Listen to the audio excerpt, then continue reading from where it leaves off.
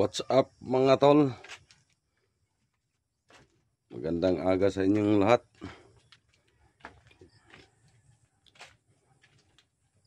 Ngayon magbibideo na naman ako mga tol. Upload ko lang yung mga kaganapan sa Munting Fish Pond ko mga tol.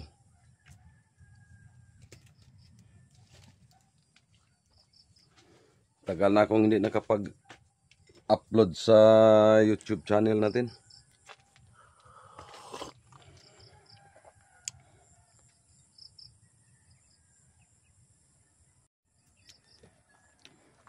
Yan mga tol.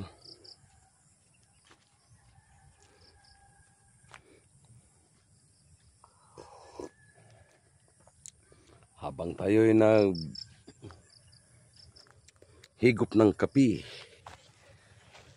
bibidyo tayo dito sa munting garden natin, saka yung sa munting fish pond din.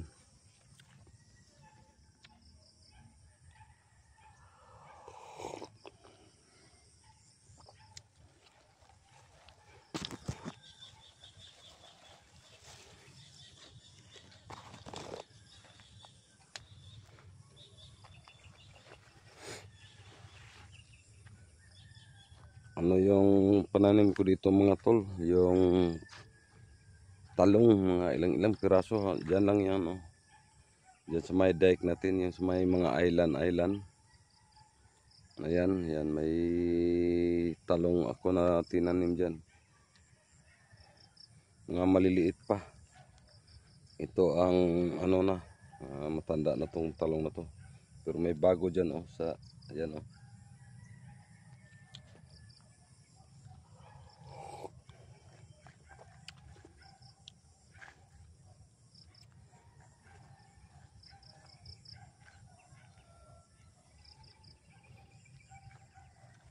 Kumusta kayong lahat mga tol, mga subscriber ko? Sana nasa mabuting kalagayan kayo, pagpalaan na naman tayo ng Panginoon. Kahit simpleng buhay lang, ang importante masaya at saka malusog ang katawan natin. Ang importante naman talaga mga tol, yung yung tahimik na buhay. Kahit mahirap, kung ano ang bigay ng Panginoon sa atin, yan, masaya nating tatanggapin yan. Hindi tayo maghahabol ng mga kung anong binigay, yan yung kontento tayo.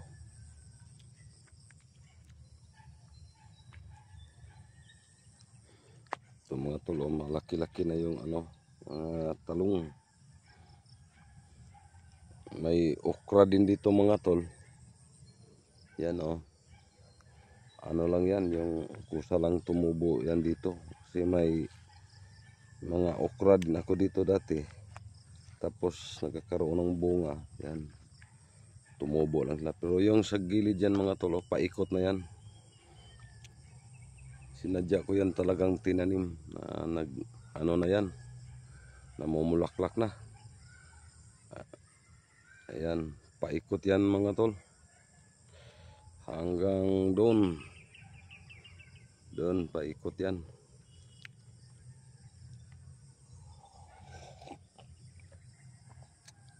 At saka yung may mga malunggay dito mga tol, ang dami na.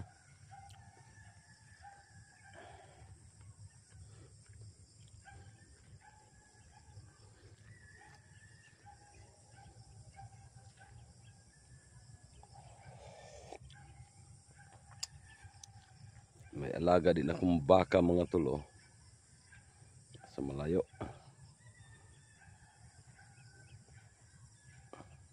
Yan oh, medyo malaki-laki na rin.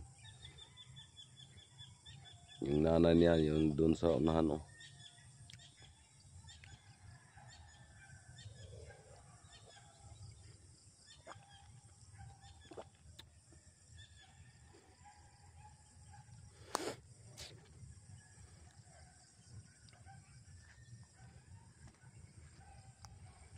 Yan, buhay na yung mga tinanim niya palay dyan mga tol. Oh. Nung isang araw lang yata yan na itanim. Ay ano, mga parang 4 na araw na ngayon. Ito naman, siguro bukas tataniman yan. Iba din ang yung may-ari dyan. At saka yan oh. Yan ibang may-ari.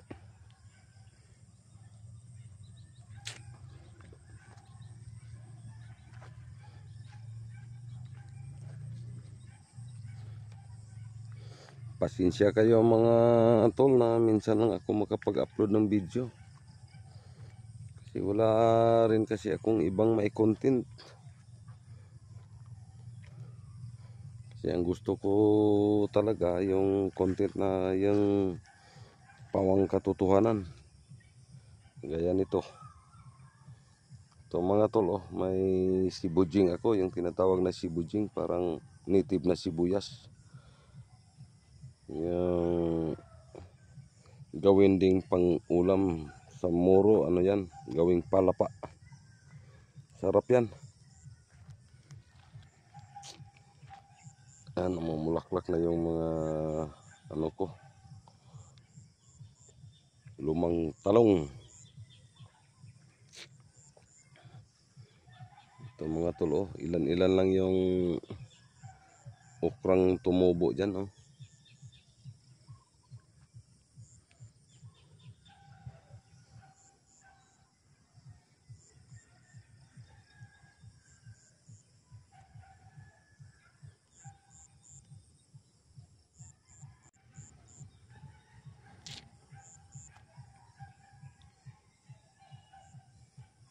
Shout out nga pala sa lahat ng mga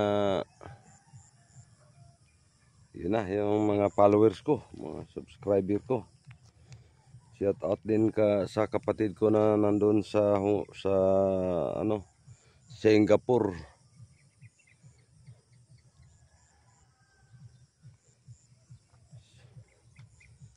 Si Odi Atis. Saka shout out din sa pamangkin ko na nandun sa Dubai yata. Si Kuya Kalimpon. Magandang araw sa inyo dyan sa ibang bansa. Saka shout out din kay ano, yung kaibigan ko na si Rowel Martinez. Bago lang siyang balik sa ano, ibang bansa.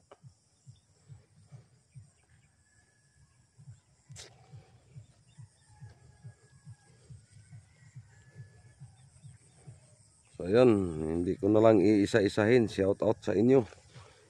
Yung mga nakapag-follow sa Facebook page ko. Nakapag ano, subscribe ng munting channel. Ex Hunter Lanao. Saka shout out din kay Eddie Kalimpon sa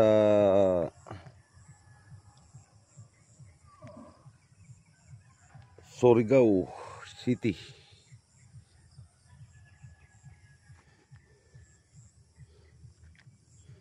Maraming salamat gaw sa pagsubaybay ng mga videos ko na mai-upload. Sana na kayo sa mabuting kalagayan. Lagi lang tayong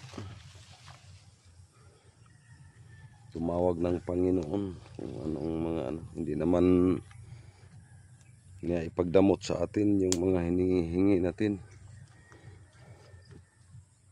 Mabuti ang Panginoon.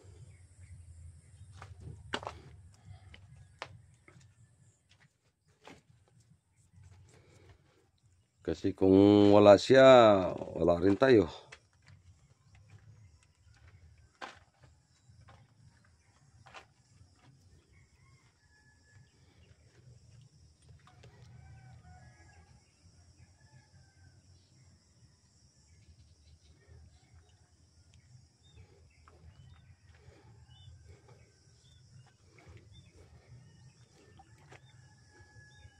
So yan.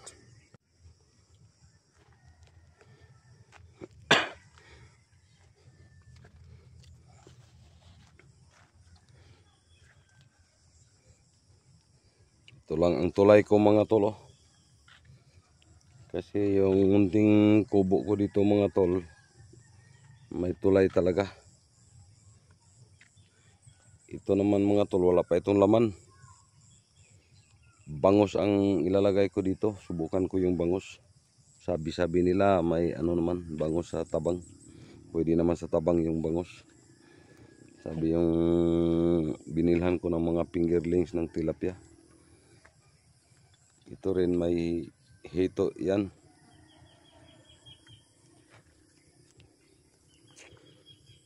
Sana successful yung pagbibreed ko ng hito.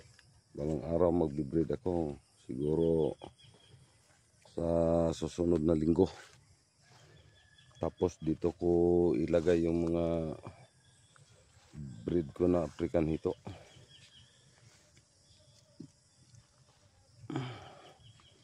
Yan, subukan nating mag-breed mga tol. Wala naman sigurong mawawala sa atin. Hirap kasi dito yung mga fingerlings ng hito. Hindi pa na ano dito sa banda namin. Mayroon man ang layo. Nandun sa Cotabato.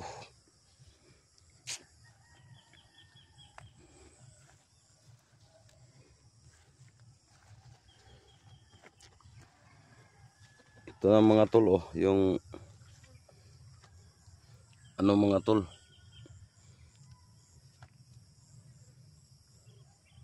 Yan. Yung kalamansi natin mga tol, oh. Yan, oh. Ang dami na ng bunga. Tapos yung kabilang sanga mga tol, iba rin ito. Yan, oh, yung ginagawang juice. Isa lang ang puno dito mga tol.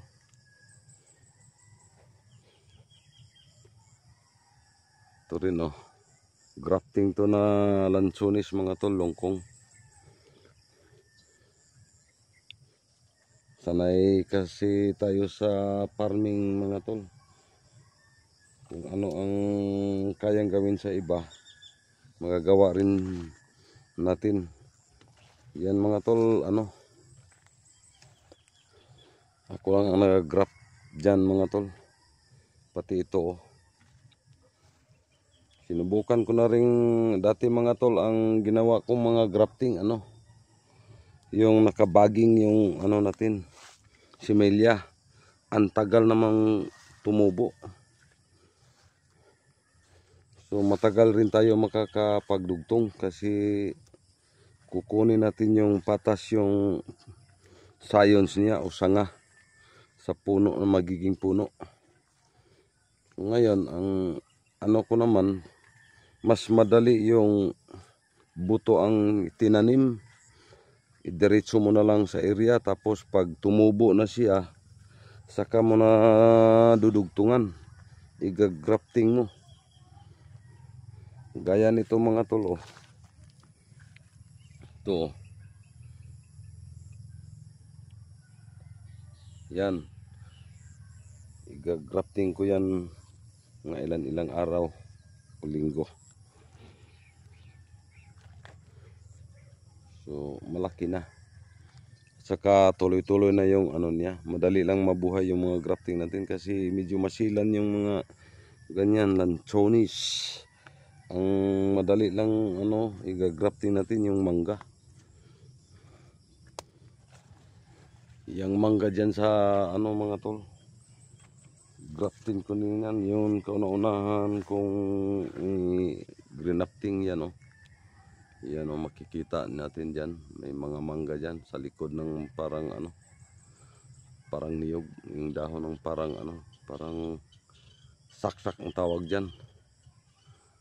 Yan, ang kauna-unahan kong grafting. So hanggang dito lang tong video na to mga tol. Short video lang ito. Pasensya kayo. Ito lang ang mai-content ko sa inyo. Para na lang ring may upload ako sa YouTube channel ko. Kasi hindi pa ako nakapag ano, hanap ng mga medyo ibang may content. sabi ko, yung content ko, yung mga katotohanan, ayaw ko ng mga ano lang, scripted. So hanggang dito lang to mga tol. Bye bye.